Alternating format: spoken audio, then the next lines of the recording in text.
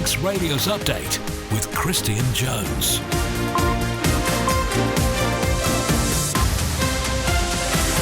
Faster my good afternoon. It's 5 o'clock on Friday the 4th of July. I'm Christian Jones and this is Update. Welcome into 30 minutes of all the latest news, sport and travel, compiled from the resources of Manx Radio's newsroom on the way tonight. Tributes are being paid to former MHK Tim Baker, who's died at the age of 59. The Infrastructure Minister has dismissed claims 20-mile-per-hour zones could delay bus routes, and the Isle of Man's national football team face off against FC Isle of Man at the Bowl this evening. All those stories and more coming up. If you want to comment on anything you hear, drop me a text 166 177 or you can email studio@manxradio.com. First of all, though, let's get the latest with Siobhan Fletcher. Faster my. Tributes have continued to pour in for former Aaron Michael MHK and Minister Tim Baker, who's died aged 59. Andreas Meets, who Tim joined in 2022 as head of finance, says he was a formidable president from day one, not only in the workplace but also in their hearts. Mr Baker is survived by his wife Vivian and 2 children. An Oncom at MHK is calling for more clarity on proposed 20-mile-per-hour zones as the consultation for Douglas and Oncom closes today. Rob Callister says slower speeds could delay bus routes by up to 15 minutes and wants a feasibility study, but Infrastructure Minister Michelle Haywood says he's talking nonsense. I'm not expecting there to be bus timetable changes for 10 to 15 minutes. There may be a minute or two, but there is already some flex allowed in bus timetables because, as we all know, you get on a bus and you start following the bin wagon or something doing stops, or cyclists. So there is already some flex built into the bus timetables. There may be small tweaks, but there will be nothing like a 10 or 15 minute delay going through Oncom. Migration, government savings and attracting more young people to the island were amongst the topics to feature in the final government roadshow this week. 66 people attended the last Listening to You session at QE2 last night. And the Isle of Man's men's national side and FC Isle of Man will face off in a pre-season contest this evening. Both are set to meet at the Bowl in Douglas, kicking off at 7 o'clock. Further afield, a man who repeatedly urged a vulnerable woman to kill herself and self-harm for his own gratification has been jailed for 9 years. 23-year-old Tyler Webb from Loughborough is the first person in the UK to be charged with the new offence of encouraging serious self-harm under the Online Safety Act. Former Arsenal footballer Thomas Partey's been charged with raping 2 women and sexually assaulting a third. And former Labour leader Jeremy Corbyn has confirmed he's in talks with Zara Sultana about setting up a breakaway political party. They're your headlines. News at 6. Good, Maya. Thank you very much for that, Siobhan. Let's take a look at the weather now, brought to you by Manx Glass and Glazing. Occasional outbreaks of rain or drizzle becoming isolated overnight. Fresh to strong southwest wind and minimum temperatures of 13 degrees Celsius. Manx Glass and Glazing can supply and install single, double and triple glazing. Call 674 573 or visit the showroom on the Snugborough Trading Estate. Simply income protection from Kestrel Insurance. A choice of benefits. Simple underwriting and peace of mind with a regular income for up to 2 years if you're unable to work due to illness or injury. Kestrel Insurance is registered with the Isle of Man Financial Services Authority. Carpetland, the carpet specialist with the island's best value carpets in stock. Often fitted within a week.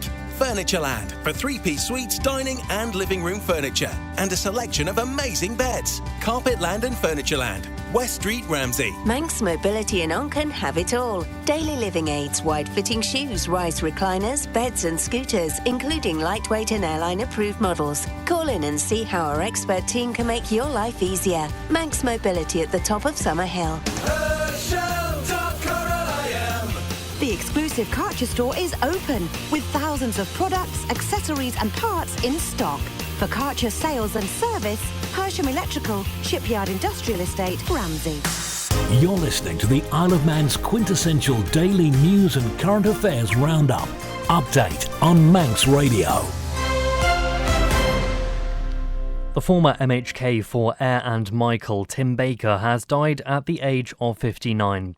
John Moss has been looking back over his political career.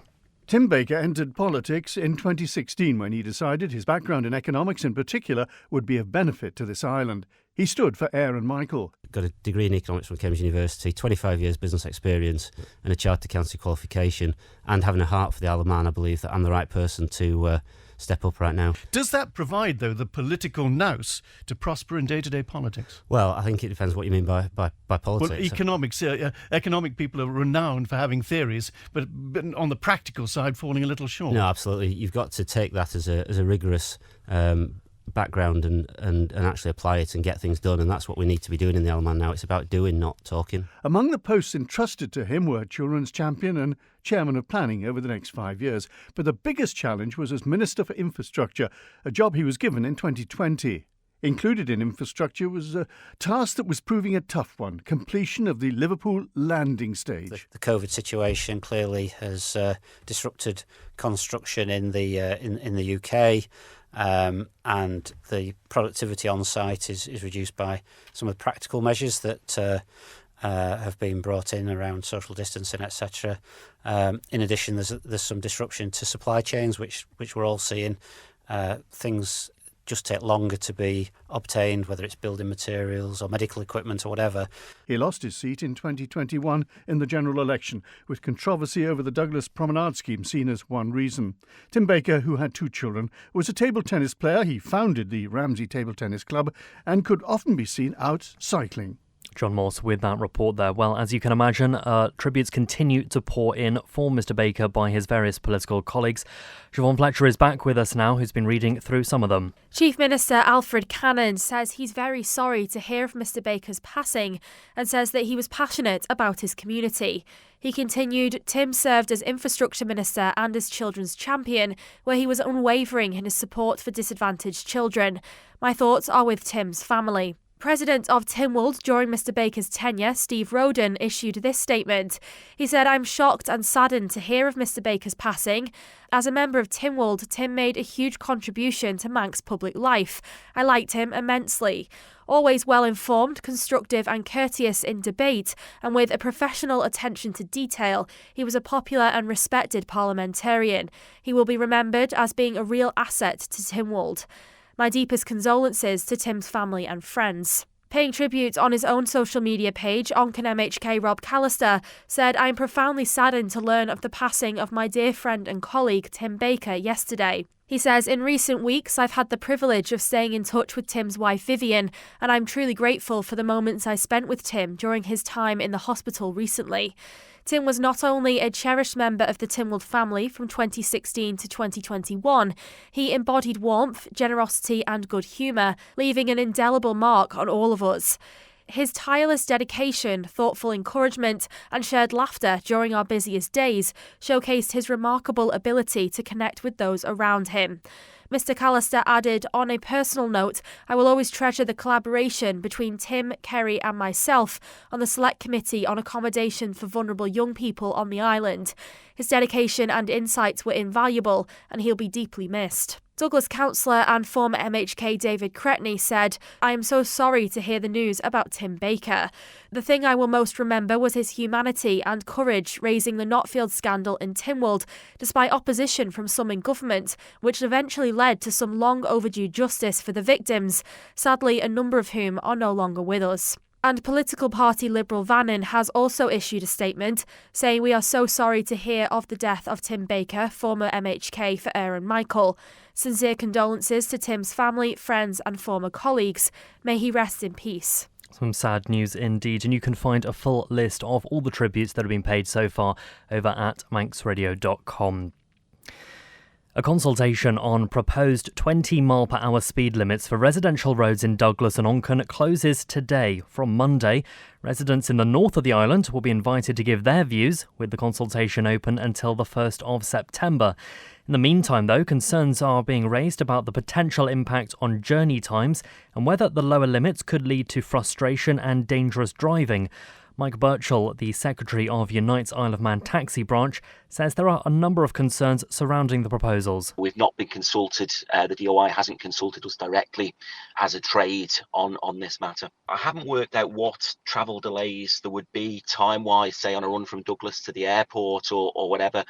We would have to play that out when the limits come in, but I mean that is going to be one factor of it. And the way the consultation has been done, it seems to have been a done deal already There's posts going up all over the island for these 20 mile an hour speed limit signs to go on, and yet the DOI is saying the consultation, it doesn't exactly encourage trust in the government at the moment, does it, the way things are being done here and dealt with. Mike Birchall there, the Secretary of Unite's Isle of Man taxi branch, while Onken MHK Rob Callister, who had already submitted a response to the consultation, says he's written again this week seeking clarity over how the changes might affect bus services. He believes reduced speeds could add as much as 15 minutes to journeys, which may require adjustments to the timetable. At the time, in 2017, I was informed by the Department of Infrastructure officers within bus vanning that any sort of reduction in speed from 30 mile an hour to 20 mile an hour could actually increase bus route. In recent weeks, the current DOI minister has actually said there will be minimal sort of a time added on to a bus route.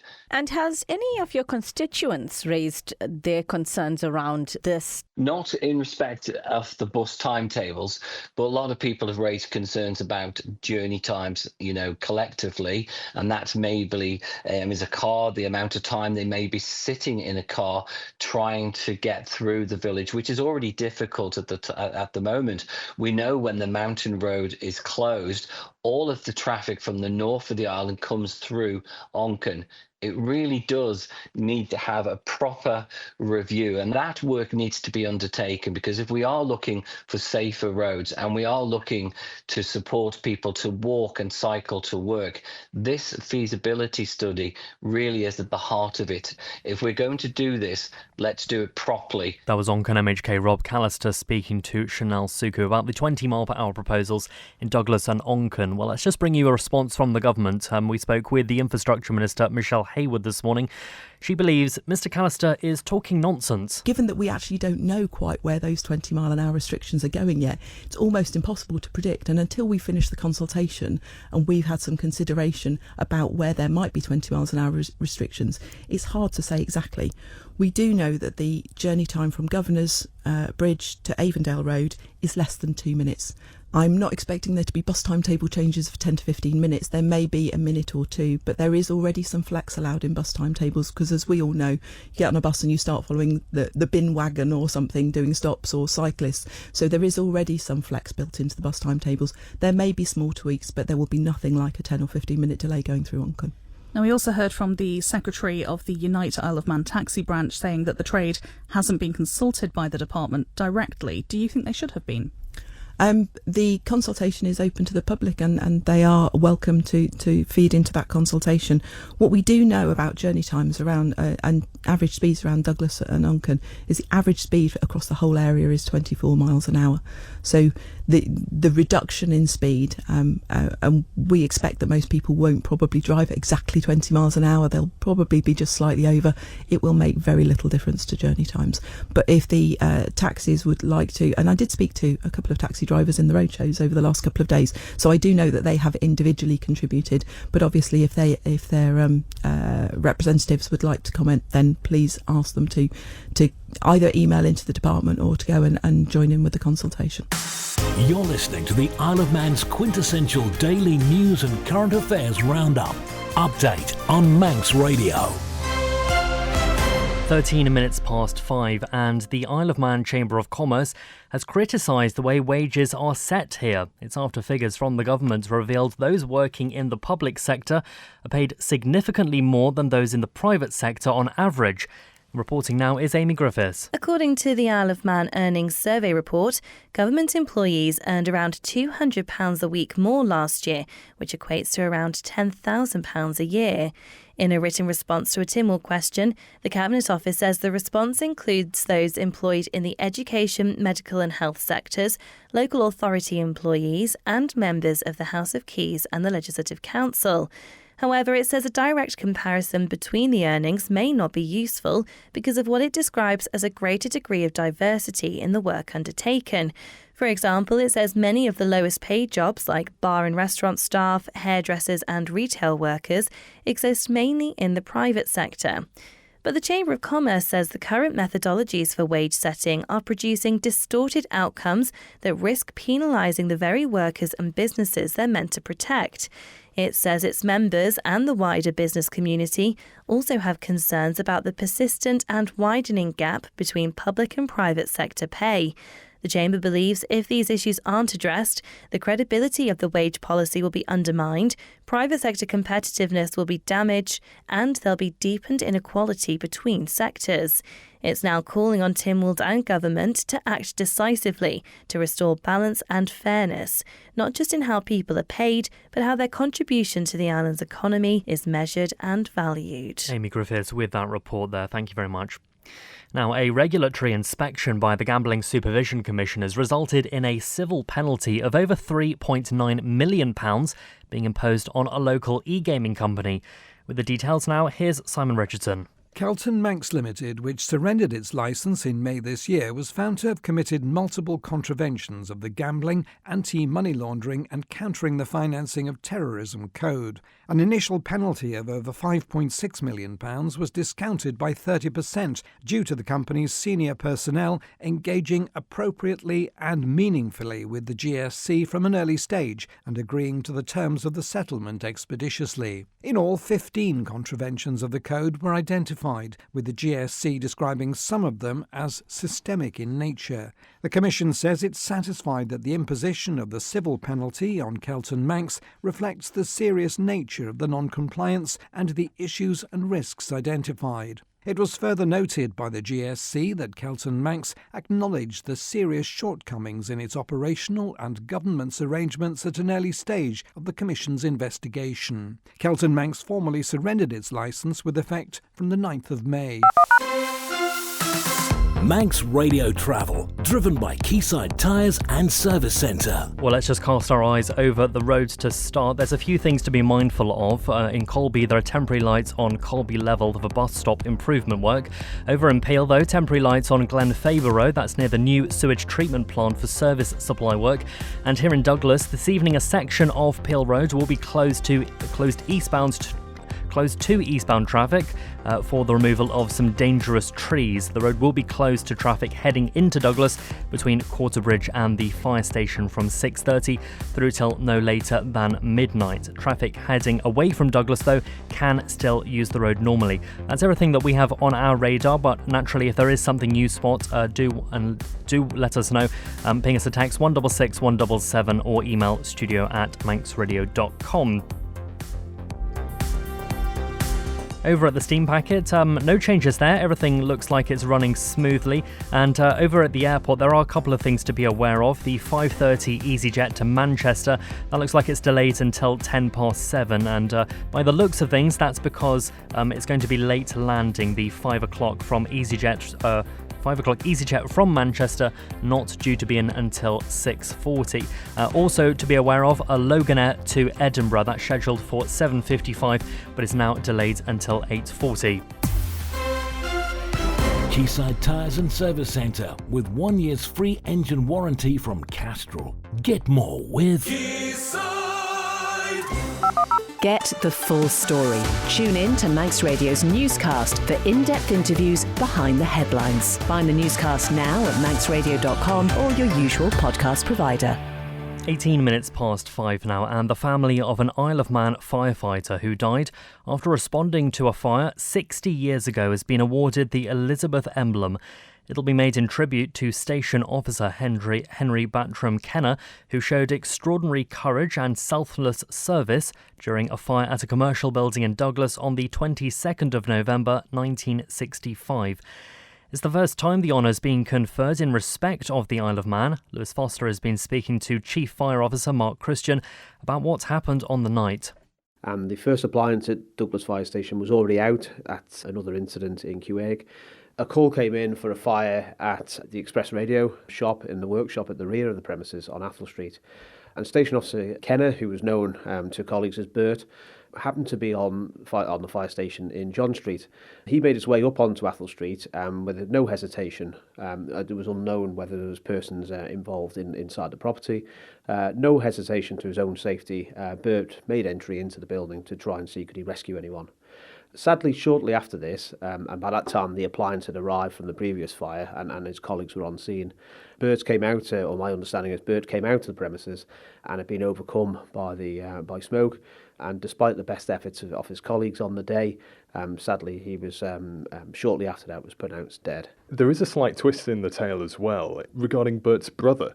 Yes, so in 1938, Bert's older brother, Robert Kennan, attended a fire on North Quay, Douglas, and sadly, Robert made the ultimate sacrifice on that day as well and lost his life. So it is really tragic that, in modern history, that the two firefighters that we've lost on the island were connected and were brothers. Well, Lewis Foster speaking to Chief Fire Officer Mark Christian there.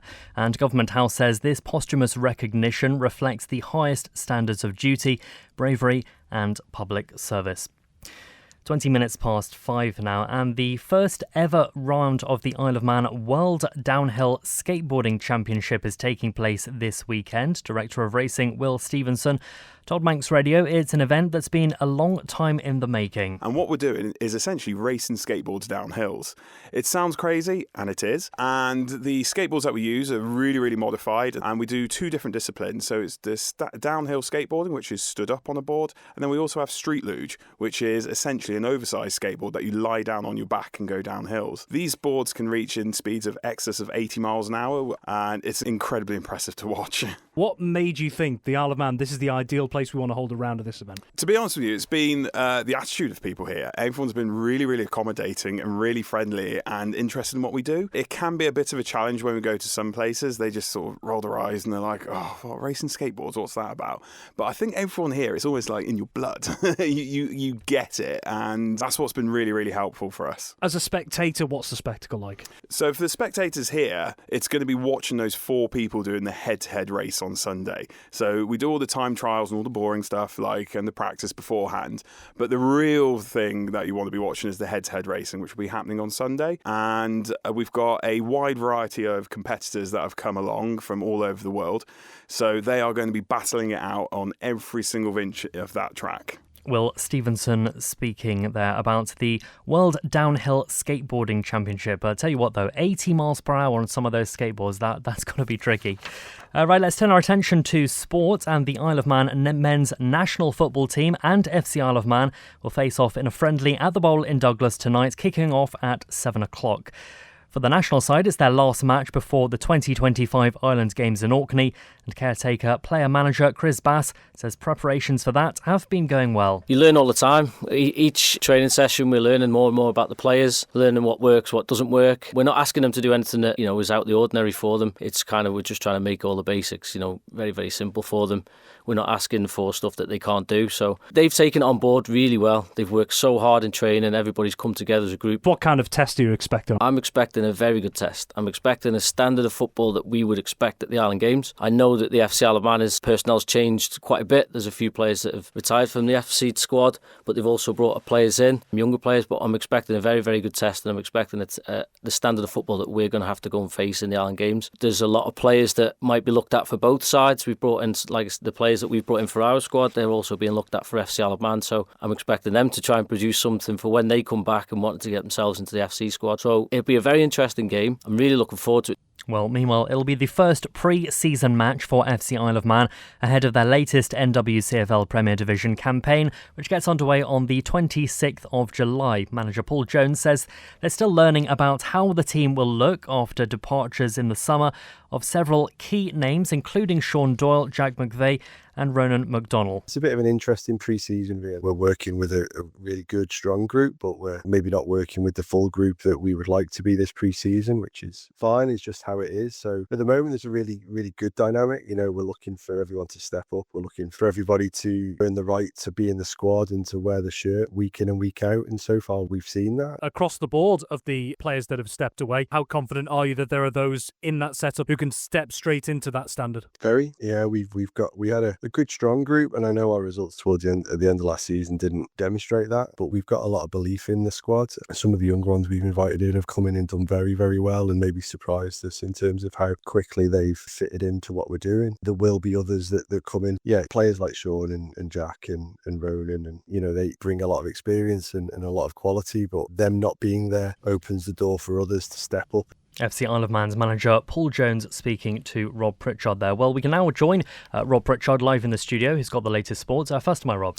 First am I, Christian. Well, starting off, we did hear there from Will Stevenson of the World Downhill Skateboarding Championship. Well, the opening session here of the Isle of Man round has actually been cancelled earlier today. The WDSC says the decision was made after weather conditions were deemed too hazardous. Separately, 2 people have sustained injuries in incidents during the day as well. It's currently hoped the series can resume from around 10 a.m. tomorrow morning.